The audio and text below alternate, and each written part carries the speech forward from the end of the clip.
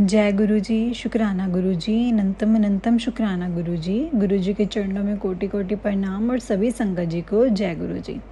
जय गुरु जी। संगत जी आपको इस चैनल के माध्यम से सत्संग सुनाए जाएंगे गुरु जी की ब्लेसिंग्स लेने के लिए और सत्संग सुनने के लिए गुरु जी के सत्संग चैनल को सब्सक्राइब करें और बेल नोटिफिकेशन को भी ऑन कर लें ताकि कोई भी नई वीडियो अपलोड हो तो आपको उसका नोटिफिकेशन आ जाए।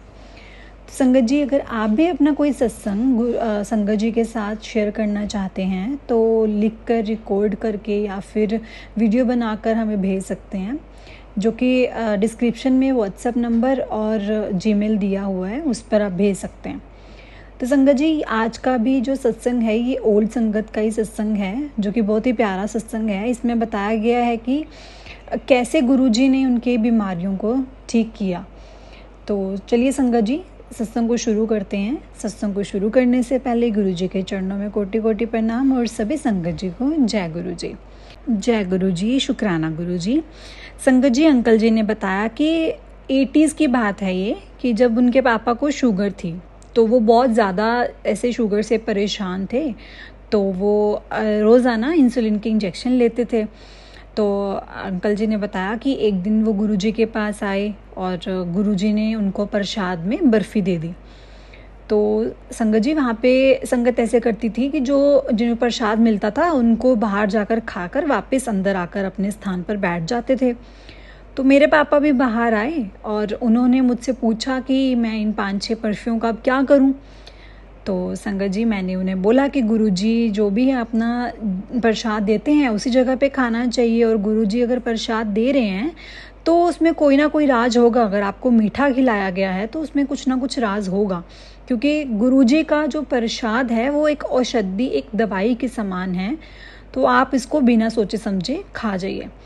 पर संगत जी, मेरे पापा बोलते कि नहीं, मैं तो इसको नहीं खा सकता क्योंकि ये तो मुझ पर बहुत गलत असर करेगा, मैं बहुत बीमार हो जाऊंगा। तो संगत जी, फिर भी मैंने उनको जिद की और मैंने उनको मनाया, पर वो नहीं माने। उन्होंने बोला कि नहीं, मैं नहीं खा सकता क्योंकि मिठाई तो मेरे लिए जहर है। फिर भी मैंने संगत जी उनको समझाया और मैंने थोड़ी बहुत जिद की और उनको प्रसाद खिला दिया, और मैंने उनको ये भी समझाया कि इसका कोई भी गलत असर आप पर नहीं होगा। और फिर उन्होंने वो खा लिया और हम लोग अंदर चले गए। संगत जी, अंकल जी ने बताया कि गुरुजी ने फिर मेरे पापा को वापस बुलाया और बर्फियाँ दे दी। तो मेरे पापा को लगा अब तो मैं पक्का ही बीमार हो जाऊंगा, चाहे कुछ भी हो, मैं अब इसको नहीं खाऊंगा।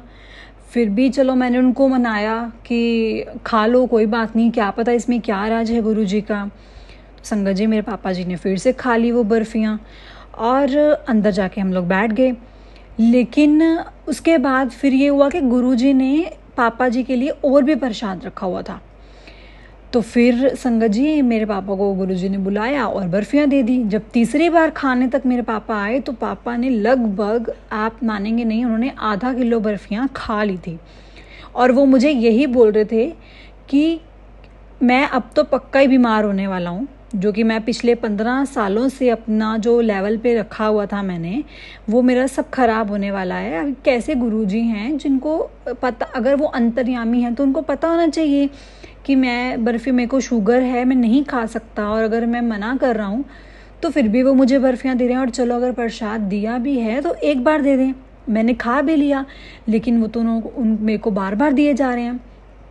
तो संगत जी, अंकल जी ने कहा कि मैंने उनको समझाया कि नहीं पापा, कुछ नहीं होगा आपके साथ गलत, जो भी है अगर गुरुजी ने ये दिया है तो आपको कुछ सोच समझ के ही दिया होगा। क्योंकि गुरुजी भी यही कहते थे संगत जी कि अगर मेरा प्रसाद यहीं खाओगे तो वो दवाई है और घर लेके जाओगे तो मिठाई है। कोशिश करो कि यहीं पे सारा प्रसाद अपना ख़त्म करो। और संगत जी, गुरुजी अगर हमें कुछ देते हैं ना प्रसाद, तो उसमें कोई ना कोई राज होता है। तो संगत जी, फिर अंकल जी कहते हैं कि मैं घर पे गए और सुबह 5:30 बजे मेरे पापा फ़ोन करके कह रहे हैं कि मैं तो जो इतने दिन से मैं लेवल पे रखता था वो भी 130 ही रहती थी, तो मैंने इतनी बर्फियाँ खाई उसके बाद भी 120 है। तो मतलब गुरुजी को शायद मेरा पता था और शायद गुरुजी ने मेरे को मीठा खिला के ही मेरी ये बीमारी काटनी थी। फिर उन्होंने गुरुजी का शुक्राना किया, गुरुजी को थैंक्स बोला, और फिर वो मान गए कि नहीं, सच में गुरुजी में कुछ पावर है, जो कि गुरुजी को सब पता होता है कि गुरुजी को क्या कब किसको देना है। तो संगत जी वैसे भी यही बोलते हैं गुरु जी कि जो भी प्रसाद आपको मिलता है आप उसी जगह पे खाइए, क्योंकि वहीं खाएंगे तो गुरु जी का वो प्रसाद आपके लिए एक औषधि, एक दवाई है, और घर लेके आएंगे तो वो आपके लिए मिठाई है। जय गुरु जी, शुक्राना गुरु जी। गुरु जी ऐसे ही सब पे अपनी कृपा बनाए रखना, सबकी बीमारियों को और सबको ठीक करना, सबका ख्याल रखना। सारी संगत आप ही के ऊपर डिपेंड है गुरु जी। जय गुरु जी, शुक्राना गुरु जी, अनंतम अनंतम शुक्राना गुरु जी। जय गुरु जी संगत जी।